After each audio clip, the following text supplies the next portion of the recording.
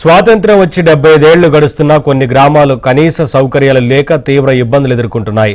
ప్రజలు అత్యవసర సమయాల్లో విలవిల్లాడుతున్నారు. ఇలాంటి ఓ ఘటనే సంగారెడ్డి జిల్లా నాగలిగిద్ద మండలం శాంతినగర్ తండాలో జరిగింది. ఓ గర్భిణికి పురిటి నొప్పులు రావడంతో తండావాసులు అంబులెన్స్ కు ఫోన్ చేశారు. అయితే రోడ్డు సౌకర్యం లేకపోవడంతో అంబులెన్స్ మధ్యలోనే ఆగిపోయింది. దీంతో గర్భిణి మార్గం మధ్యలోనే బిడ్డకు జన్మనిచ్చింది. అనంతరం మహిళను గిరిజనులు వీపుపై మోసుకొని అంబులెన్స్ వరకు తీసుకెళ్లారు. స్థానికంగా ఈ ఘటన చర్చనీయాంశంగా మారింది. ప్రస్తుతం ఈ వీడియో సోషల్ మీడియాలో వైరల్ గా మారింది. రోడ్డు సౌకర్యం లేకపోవడంతో తీవ్ర ఇబ్బందులు పడుతున్నామని గిరిజనులు చెబుతున్నారు. తమ తండాకు రహదారి వేయాలని కోరుతున్నారు.